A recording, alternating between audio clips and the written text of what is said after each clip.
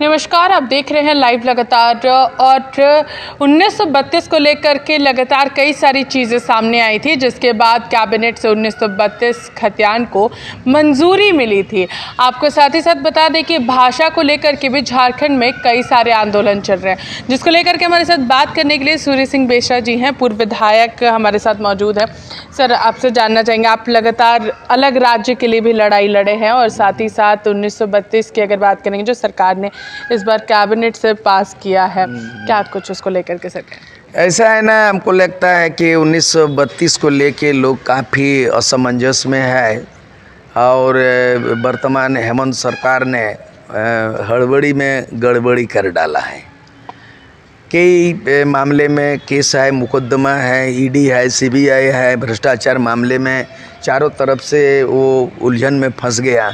लेकिन इनको अगर स्थानीय नीति बनानी था तो ये 1932 को जो रेखांकित किया है और आधार वर्ष यानी खतियान को आधार बनाया, ठीक है, लेकिन 1932 में जो कैबिनेट में डिसीजन लिया उसे वो फंस गई है सरकार।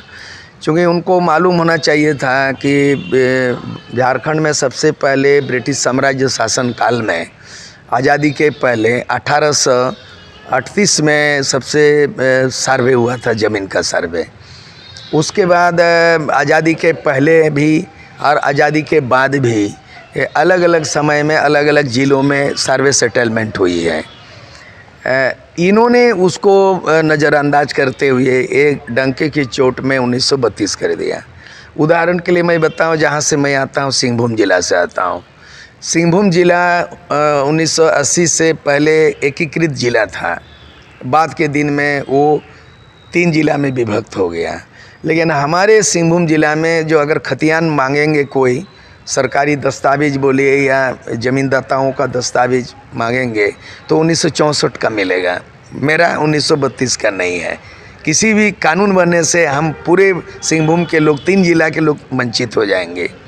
उसी तरह संथाल परगना में वहाँ फाइनल सेटलमेंट हुआ है, कहीं 1922 में हुआ, कहीं 1925 में हुआ है। और संथाल परगना 1980 के पहले एक ज़िला था और बाद के दिन में अलग अलग सरकारों के समय बिहार सरकार ने भी उसको टुकड़ा टुकड़ा कर दिया, 6 जिला में विभाजित कर दिया। वो 6 जिला है और अलग अलग उनका खतियान अलग अलग सर्वे हैं। पलामू तरफ में अलग है, धनबाद बोकारो में 1932 है। और ये सबसे ज़्यादा प्रखर रूप से जो आंदोलन में जो आग जला, बवाल खड़ा हुआ, वो उसके लिए हम बधाई देंगे उन नौजवानों को। मेरे याद ताज़ा कर देता है, मैं जब नौजवान था इसी ये से जनजाति भाषा विभाग से मैं एमए पास किया 1986 में, फिर राजसू बनाया ऑल झारखंड स्टूडेंट यूनियन। उसी तरह जयराम महतो या और भी जो नौजवान लोग लड़ाई लड़े खतियान को लेकर के, धनबाद और बोकारो से ये आग जलना शुरू हुआ और धीरे धीरे चारों तरफ फैल गई और अंततः ये 1932 एक पॉपुलर स्लोगन हो गया।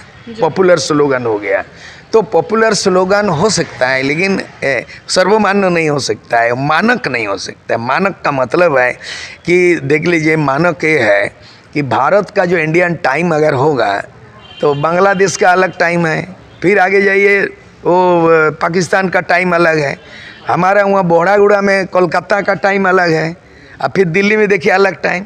लेकिन उसको मानक समय दिया बोला जाता है, भारत का एक स्टैंडर्ड टाइम बोला जाता है इंग्लिश में। तो ये मानक नहीं, 1932 मानक नहीं हो सकता, ये फंस जाएगा मामला। दूसरा चीज़ है, इसको रिव्यू करना चाहिए कि 2002 में बाबूलाल मरांडी के समय में डोमिसाइल लड़ाई में एकदम भीतरी बाहरी का लड़ाई है, ज़बरदस्त हो गया। लगता है कि हिंदुस्तान पाकिस्तान हो गया यहाँ पे, बेरी भीतरी का लड़ाई। और कई लोग शहादत भी हुई, शहीद भी हो गए। बंधु तिर्की एक एमएलए पैदा हो गया और चमड़ा लिंडा एमएलए पैदा हुआ। हो सकता है वैसा वैसा समय समय पर एमएलए पैदा होता है, लेकिन जो समस्याएं पैदा हुई आज के तारीख में भी उसका कोई समस्या का समाधान नहीं हुआ है। उसको चाहिए था कि अच्छा सलाहकार। लेकिन दुख इस बात का है कि 2002 में जो वकील था जिसका नाम राजीव रंजन ने ये स्थानीय नीति को विरोध अपना पक्ष रखा हाई कोर्ट में, और ऐसा ज़बरदस्त उन्होंने है। संविधान के अनुच्छेद 14, संविधान के अनुच्छेद 15, संविधान के अनुच्छेद 16 इसको जो है मैं ये बताकर ऐसा तर्क दे दिया कि स्थानीय नीति को हाई कोर्ट ने कहा असंवैधानिक है। ठीक है, उसका नाम है, वकील का नाम विरोधी पक्ष में राजीव रंजन। लेकिन आज के तारीख में राजीव रंजन झारखंड सरकार का मैंने अधिवक्ता है, एडवोकेट जनरल है जी। ये बड़ा ताजुब लगता है यार, ये क्या सलाह देगा जो कि राजीव रंजन हमारा स्थानीय नीति को हाईकोर्ट में खारिज करवा दिया और संवैधानिक करार कर दिया, और अभी वही राजीव रंजन ने सरकार के साथ बैठा दिया उसको। तो ये इसीलिए ये पारदर्शिता नहीं है, दूरदर्शिता नहीं है। इसको मैं इसीलिए मैंने अपने बहुत मेहनत करके हाई कोर्ट का जजमेंट को मैंने निकाला, सुप्रीम कोर्ट का जजमेंट को निकाला, और बिना IAS-IPS को मैंने अपने ड्राफ्ट बना लिया पहले, और ड्राफ्ट को मैंने मुख्य सचिव सुखदेव सिंह को दे दिया, कार्मिक सचिव वंदना डाडेल को मैंने दे दिया, और गृह सचिव जो है ना राजीव अरुण एक्का को दे दिया, और सरकार को देने के लिए मैंने बंधु तिर्की को दे दिया कि आप जाइए और सरकार को दीजिए, मैंने भेजा दिया। इसके बाद मैंने एक्ट भी बना लिया।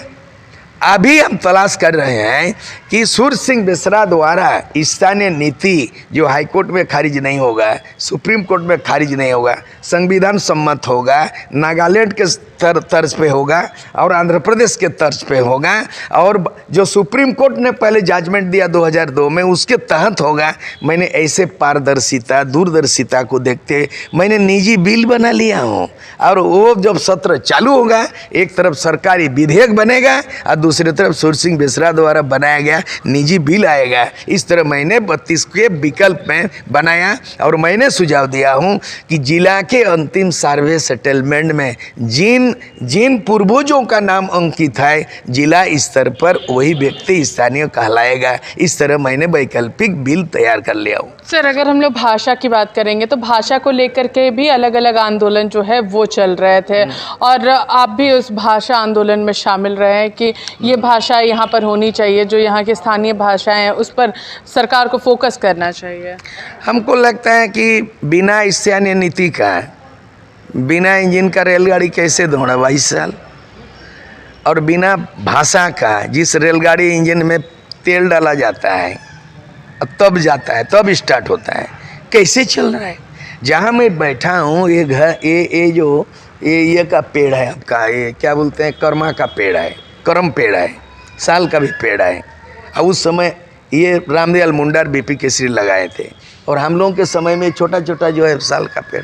मैं 1986 में यहाँ से MA संथाली में MA करके निकला, और MA पास के बाद मैं व्याख्याता के लिए मैं लेक्चररशिप के लिए अपॉइंटमेंट भी मिल गया, और मैंने नौकरी नहीं करने का संकल्प लिया था, और ऑल झारखंड स्टूडेंट्स यूनियन में आंदोलन किया। उसमें मेमोरेंडम जो दिया था राजीव गांधी को जो प्रधानमंत्री थे, तो उसके बाद अल्टीमेटम दे दिया, और हमने देखा कि बोडोलैंड आंदोलन चल रहा है असम में, गोरखालैंड चल रहा है दार्जिलिंग में, और असम में ऑल असम स्टूडेंट ने लड़ाई लड़ा। मेरे दिमाग वहाँ था, मैं यहाँ पढ़ रहा था, लोग वहाँ लड़ रहे थे, तो मैंने असम गया, गोरखालैंड गया, और पूरे दौरा करके देखा कि इस तरह से MLA MP बन के और जनता को झूठा आश्वासन दे के और इस तरह से झारखंड अलग करो या मरो, डू या डाई करो।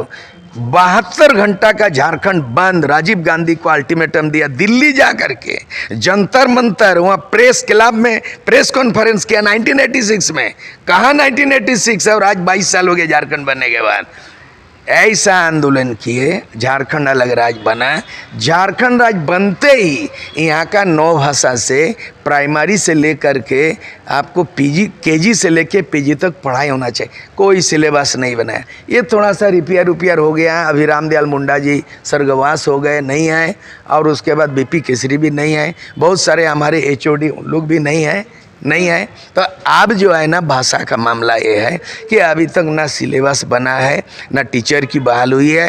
और ऐसा है, भारत का संविधान में 2 चीज़ है, एक है मीडियम ऑफ इंस्ट्रक्शन, उसमें आर्टिकल 350 क में है कि प्राथमिक स्तर तक शिक्षा जो है अनिवार्य रूप से मातृभाषा में दिया जाना चाहिए। और यही नियम भारत का संविधान के 350 क में गुजरात में गुजराती से KG to PG, महाराष्ट्र में मराठी से KG to PG, बंगाल में बांग्ला जो है KG to PG, उड़ीसा, मैंने पूरा दुनिया घूम लिया। लेकिन यहाँ अपने ही झारखंड में कुछ हो नहीं है। इन लोगों को पता ही नहीं है, यहाँ का शिक्षा मंत्री से लेके मंत्री संतरी ब्यूरोक्रेट्स इसको ख़त्म कर दिए इस झारखंड। मैं यहाँ परामर्श के लिए आया हूँ जहाँ से मुझे शिक्षा मिला, और मैंने ऐसे किताब लिखा जो अमिताभ बच्चन के पिता श्री डॉक्टर हरिवंश राय बच्चन, उनका मधुशाला को मैंने संथाली में अनुवाद कर दिया और भारत सरकार ने साहित्य अकादमी 2017 मिला। मेरा जिम्मेदारी बनता है कि यहाँ भाषा नीति बना नहीं है, और यहाँ जो 9 भाषा जो है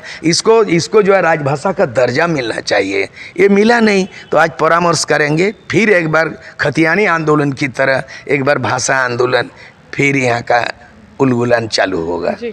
तो कहीं ना कहीं कहा जा सकता है कि 2 ऐसे मुद्दे जो एक दूसरे से जुड़े हुए हैं, 1932 खतियान और भाषा, जो कि राज्य बनने के बाद काफ़ी ज़रूरी थे, जो सरकार को करना चाहिए था मगर वो नहीं हो पाया, और जिसके बाद आज भी इन सारी चीज़ों को लेकर के चर्चाएं भी हो रही हैं और इसको लेकर के आंदोलन भी चल रहे हैं। तो ये दोनों प्रमुख मुद्दों में से एक है 1932 खतियान, और साथ ही साथ उसको लेकर के स्थानीय नीति और नियोजन नीति और भाषा, इसको लेकर के लगातार चल रहा है। तो इनका आंदोलन भी चल रहा है और राज्य सरकार जो है उसको उसकी पूरी ये सारी चीज़ों को ये अपनी ओर आकर्षित भी करने का प्रयास कर रहे हैं। इसी के साथ देखते रहिए लाइव लगातार। रांची से मैं पूजा, नमस्कार।